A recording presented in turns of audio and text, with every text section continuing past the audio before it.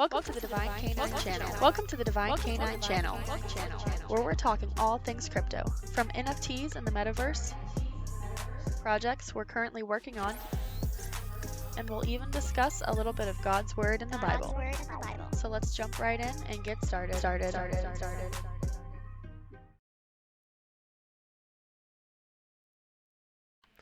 Hey everybody, this is Roman with Divine Canine NFTs, and today we're going to read Matthew 13 together.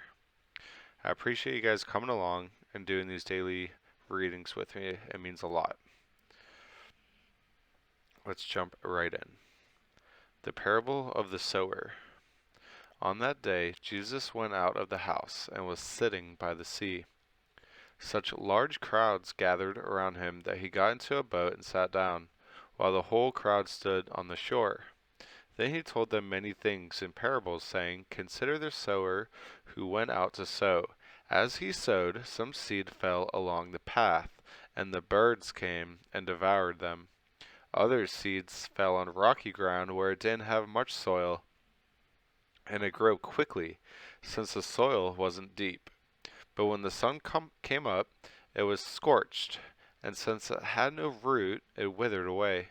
Other seed fell among thorns, and the thorns came up and choked it. Still, other seed fell on the ground and produced fruit, some 100, some 60, and some 30 times what was sown. Let anyone who has ears listen. Why Jesus used parables. Then the disciples came up and asked him, Why are you speaking to them in parables? He answered, Because the secrets of the kingdom of heaven have been given for you to know, but it has not been given to them.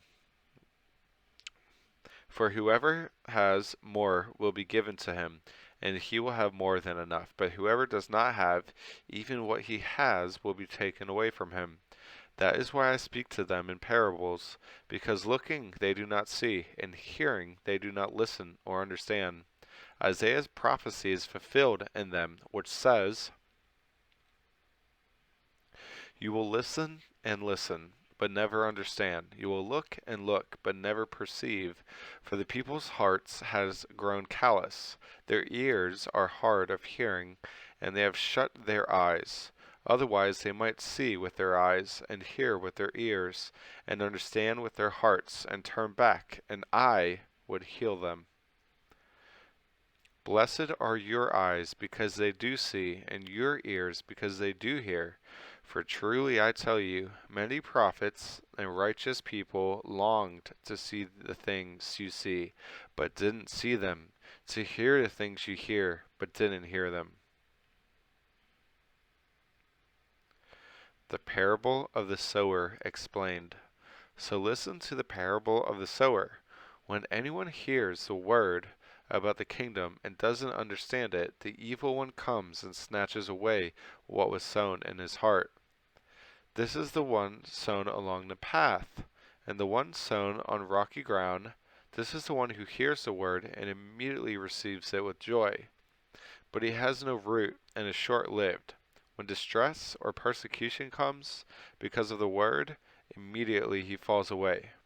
Now, the one sown among the thorns, this is one who hears the word, but the worries of this age and the deceitfulness of wealth choke the word, and it becomes unfruitful. But the one sown on the good ground, this is one who hears and understands the word, who does produce fruit and yields some 100, some 60, and some 30 times what was sown. I think it's safe to say that we all try to be the last one, the seed that's sown on good ground. The parable of wheat and the weeds. He presented another parable to them. The kingdom of heaven may be compared to a man who sowed good seed in his field, but while people were sleeping, his enemy came, sowed weeds among the wheat, and left. When the plant sprouted and produced grain, the weeds also appeared. The landowner's servants came to him and said, Master, didn't you sow good seed in your field? Then where did the weeds come from? An enemy did this, he told them. So do you want us to go and pull them up? The servant asked him. No, he said, when you pull up the weeds, you might also uproot the wheat with them. Let both grow together until the harvest. At harvest time, I'll tell the reapers, gather the weeds first and tie them in bundles and burn them, but collect the wheat in my barn. This is like the kingdom of heaven at the end times, where those who serve Jesus won't be pulled up and burned with the weeds, but will be collected in the wheat and thrown into his house, his barn. That is our hope. The parables of the mustard seed and of the leaven. He presented another parable to them. The kingdom of heaven is like a mustard seed that a man took and sowed in his field. It's the smallest of all the seeds, but when grown, it's taller than the garden plants and becomes a tree, so that the birds of the sky come and nest in its branches. He told them another parable. The kingdom of heaven is like leaven that a woman took and mixed into 50 pounds of flour until all of it was leavened.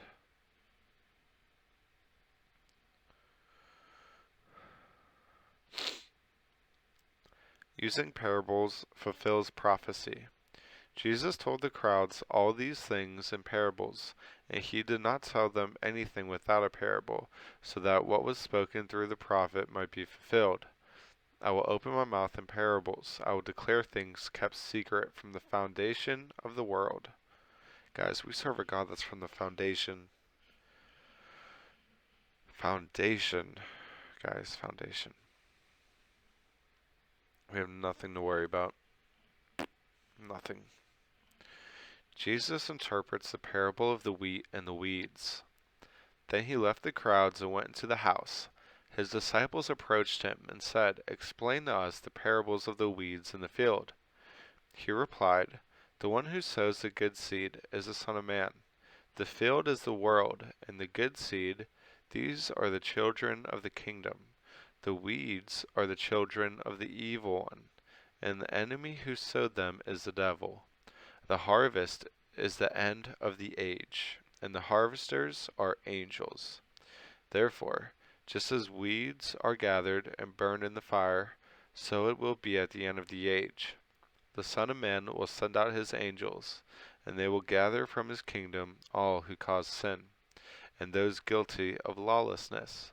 They will throw them into the blazing furnace, where there will be weeping and gnashing of teeth. Then the righteous will shine like the sun in their Father's kingdom. Let anyone who has ears listen." The parables of hidden treasure and the priceless pearls. The kingdom of heaven is like treasure buried in a field that a man found and reburied. Then in his joy he goes and sells everything he has and buys that field. Again, the kingdom of heaven is like a merchant in search of fine pearls. When he finds one priceless pearl, he went and sold everything he had and bought it.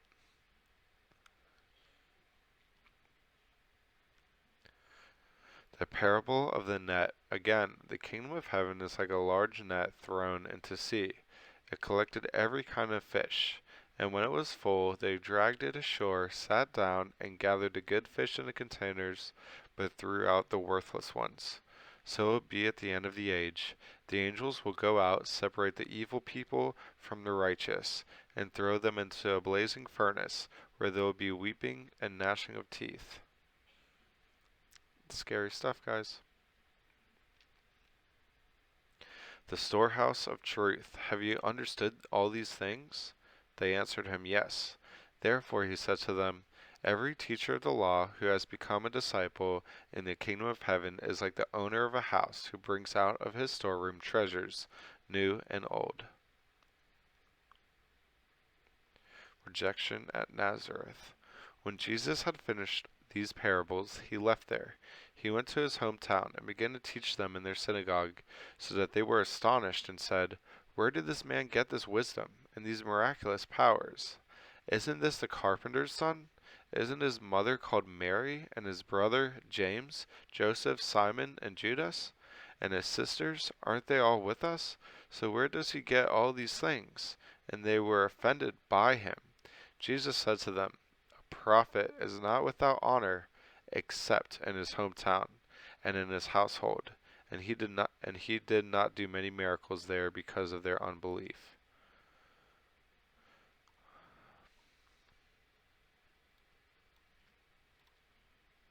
Verse of the days is Micah 6:8. Mankind, he has told each of you what is good and what is the Lord requires of you.